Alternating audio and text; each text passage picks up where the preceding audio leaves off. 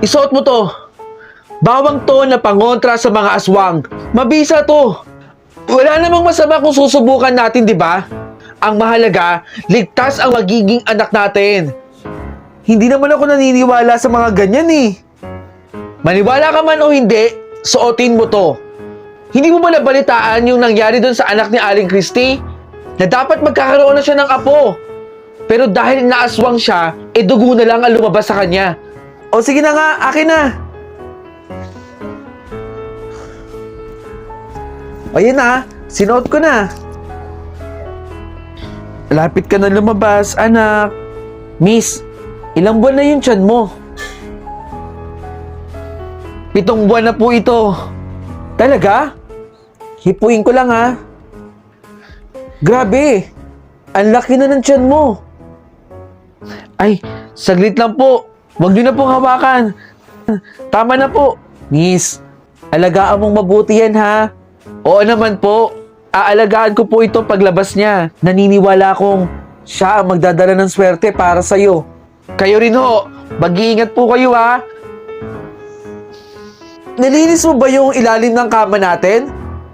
Bakit ganun? Sobrang baho dun sa lugar na yun. Oo naman. Tinanggal ko yung basura dun. Kaya wala na dapat mabaho dun. O nga no? Bakit pa sobrang baho? Tinignan ko yung kulungan ng aso natin. Okay naman. Malinis. Pero bakit sobrang baho? Alam mo, baka aswang yan. Eto asin. Sigurado akong aalis sila dito. Oy, umalis kayo dito. May balak pa kayong kainin yung anak namin ha. Ayaw ako lubayan eh. Di ba? Wala na. Ang sakit na talaga ng tiyan ko. Sige ma'am, iirin niyo pa po. Kaya ko to. Para sa anak ko. Kaya niyo po yan ma'am. Aray ko, ang sakit na ng tiyan ko. Ma'am, wag po kayong sumuko. Alang-alang po sa anak ninyo.